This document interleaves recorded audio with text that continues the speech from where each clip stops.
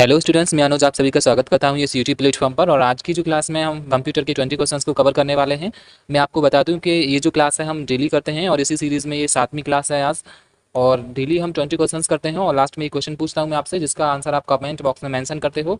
और ठीक आज भी ऐसे ही एक क्वेश्चन पूछने वाला हूँ, लास्ट में आप उसका कमेंट में आंसर दोगे मुझे। अगर आपको वीडियो अच्छी लगती है तो वीडियो को लाइक और शेयर और कमेंट किया करो। अब तक आपका अच्छा सपोर्ट मिल रहा है, ऐसे ही आगे भी बनाए रखो। तो ज़्यादा समय ना व्यर्थ करते हुए हम चलते हैं पहले क्वेश्चन की ओर। पहला जो क्वेश्चन है हमारा वो है, निम्नलिखित में से आईएसपी का उदाहरण है। तो ऑप्शंस दिए गए हैं, इनमें से आईएसपी का उदाहरण क्या होता है। सबसे पहले तो आप लोगों को आईएसपी का फुल फॉर्म मालूम होना चाहिए। आईएसपी का फुल फॉर्म होता है इंटरनेट सर्विस प्रोवाइडर। तो इंटरनेट सर्विस प्रोवाइडर इनमें से कौन सा है? इसका जो राइट आंसर होगा वो विकल्प सी हो जाएगा, यानी जियो। जियो क्या है? इंटरनेट सर्विस प्रोवाइडर का एक एग्जाम्पल है।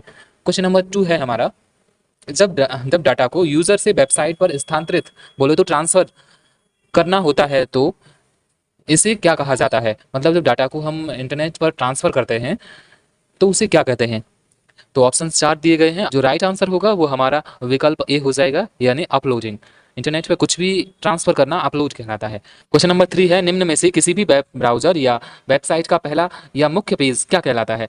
किसी भी वेबसाइट का जो पहला पेज होता है वो होम पेज कहलाता है, इसे याद रखना। क्वेश्चन नंबर 4 है हमारा, कंप्यूटर के प्रोसेसर की गति किस में मापी जाती है। कंप्यूटर के जो प्रोसेसर की गति होती है वो किस में मापी जाती है। तो यहाँ पर 4 विकल्प दिए गए हैं, इन्हीं में से एक राइट आंसर है। तो इसका जो राइट आंसर है वो विकल्प सी हो जाएगा, MIPS। इसका जो MIPS का फुल फॉर्म क्या होता है वो मुझे आप कमेंट में बताओगे। क्वेश्चन नंबर 5 है, सी कौन सी लैंग्वेज है। मतलब सी जो लैंग्वेज है वो कौन सी है, हाई लेवल है, लो लेवल है, मशीन लैंग्वेज है या असेंबली लैंग्वेज है। तो इसका जो राइट आंसर होगा वो विकल्प ए हो जाएगा, high level language. Question number 6 है, व्यावसायिक उपयोग के लिए उपलब्ध कराया गया पहला कंप्यूटर था। मतलब व्यवसाय के अकॉर्डिंग कौन सा सबसे पहला कंप्यूटर था। तो सबसे पहला जो कंप्यूटर था वो था UNIVAC। UNIVAC यानी विकल्प सी इसका सही उत्तर हो जाएगा। और UNIVAC का फुल फॉर्म क्या होता है इसे आप कमेंट करके बताइएगा। नेक्स्ट क्वेश्चन है क्वेश्चन नंबर 7, निम्नलिखित में से किसे सोशल नेटवर्किंग प्लेटफॉर्म के रूप में जाना जाता है। जहां पर 4 ऑप्शंस दिए गए हैं। ऑप्शन ए है जीमेल, ऑप्शन बी है अमेजॉन, ऑप्शन सी है इंस्टाग्राम और ऑप्शन डी है व्हाट्सएप। तो इन चारों में से जो सोशल नेटवर्किंग प्लेटफॉर्म है वो है इंस्टाग्राम। इंस्टाग्राम तो आप मुझे बताओगे कमेंट करके इंस्टाग्राम के CEO कौन है रिसेंट में। क्वेश्चन नंबर 8 की ओर चलते हैं। क्वेश्चन नंबर 8 है, एक संचार नेटवर्क जो क्षेत्रीय, राष्ट्रीय या वैश्विक क्षेत्र में बड़े संगठनों द्वारा उपयोग किया जाता है क्या कहलाता है। यहाँ पर ऑप्शंस दिए गए हैं, लैन, वैन, मैन और वैन। तो इसका जो राइट आंसर हो जाएगा वो बी हो जाएगा, वैन। वैन की फुल फॉर्म जो होती है वो हो जाती है wide area network. Question number 9 है, बैंकों में चेक रीड करने के लिए किस डिवाइस का उपयोग किया जाता है। जो बैंकों में चेक को वेरीफाई किया जाता है वो किस के थ्रू किया जाता है।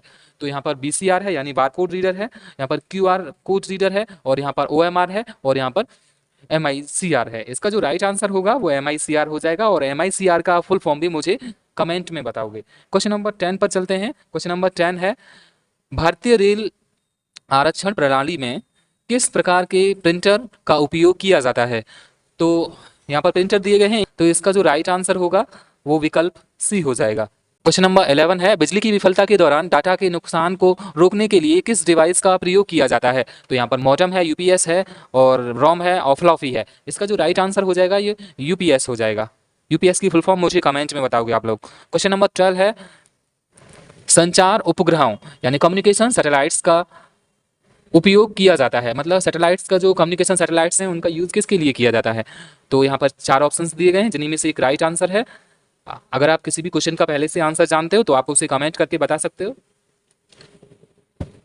क्वेश्चन नंबर 12 का जो राइट आंसर हो जाएगा वो सी हो जाएगा, यानी संचार सिग्नल प्राप्त और पुनर्निर्देशित यानी रिडायरेक्ट करने के लिए। क्वेश्चन नंबर 13 है, निम्नलिखित में से कौन सा एक कंप्यूटर के 4 प्रमुख कार्यों का सही क्रम है। जो कंप्यूटर के 4 प्रमुख कार्य होते हैं वो कौन सा सही क्रम है। तो इसी के अनुसार हमारा जो राइट आंसर हो जाएगा वो क्या हो जाएगा, विकल्प डी हो जाएगा। यानी कंप्यूटर को पहले इनपुट देते हैं और उसके बाद वह प्रोसेस करता है और उसके बाद आउटपुट दिखाता है, फिर हम उसे स्टोरेज में सेव करते हैं। क्वेश्चन नंबर 14 है, निम्न में से नॉन वॉलेटाइल कंप्यूटर मेमोरी का उदाहरण है। नॉन वॉलेटाइल मेमोरी जो होती है, वॉलेटाइल तो रैम हो जाती है और नॉन वॉलेटाइल जो मेमोरी होती है वो हो जाता है विकल्प सी, राइट आंसर रोम। रोम क्या है, नॉन वॉलेटाइल। कई बार एग्जाम्स में ऐसे भी क्वेश्चन किया जाता है कि जो स्थायी मेमोरी होती है वो कौन सी होती है, तो हमारा रोम ही राइट आंसर होगा। क्वेश्चन नंबर 15 है, फ्लैश ड्राइव को कंप्यूटर में किसके माध्यम से प्लग किया जाता है।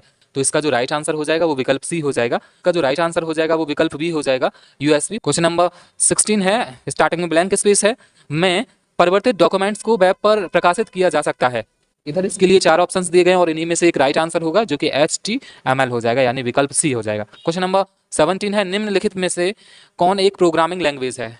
तो यहाँ पर दे रखा है MS outlook, MS word, Netscape और पास्कल। इसका जो राइट आंसर है वो पास्कल हो जाएगा, यानी विकल्प डी। क्वेश्चन नंबर 18 की ओर चलते हैं। ईमेल का आविष्कार किस वर्ष किया गया? ये क्वेश्चन मैंने कल कराया था, जिसमें मैंने ये होमवर्क के लिए दिया था जो क्वेश्चन है, लेकिन काफ़ी सारे स्टूडेंट्स के जो गलत आंसर आए, तो इसी वजह से मुझे ये दोबारा से लेना पड़ा क्वेश्चन। तो इसका जो राइट आंसर हो जाएगा वो विकल्प डी हो जाएगा। 1971 में ईमेल का आविष्कार किया गया था। और अब मुझे आप बताओगे, इसी क्वेश्चन से रिलेटेड एक और क्वेश्चन बनता है कि ईमेल का जनक किसे कहा जाता है? उसका आंसर कमेंट में बताओगे आप मुझे। क्वेश्चन नंबर 19 है, नेटवर्क में लैन का पूरा नाम क्या होता है? मतलब जो LAN होता है उसका पूरा नाम क्या होता है? तो यहाँ पर 4 विकल्प दिए गए हैं, limited area network, local area network और लॉजिक एरिया नेटवर्क और लैंड एरिया नेटवर्क। तो इसमें जो राइट आंसर होगा वो हमारा भी विकल्प हो जाएगा, यानी local area network. Question number 20 है, इंटरनेट पर डाटा ट्रांसमिशन को नियंत्रित करने के लिए नियमों और प्रक्रियाओं का सेट क्या कहलाता है? तो इसका क्या आंसर होगा वो आप मुझे कमेंट करके बताना। इसके लिए भी 4 ऑप्शंस दिए गए हैं, यानी डोमेन और गेटवे और IP और प्रोटोकॉल। इनमें से क्या आंसर होगा वो कमेंट करके बताना। और साथ ही आप मुझे अपना स्कोर बताया करो कि 20 में से आपके कितने सही जा रहे हैं क्वेश्चन हैं जो, ओके, 20 में से कितने सही हो रहे हैं। अगर वीडियो हेल्पफुल लगती है तो वीडियो को अधिक से अधिक लाइक किया करो और शेयर किया करो। अभी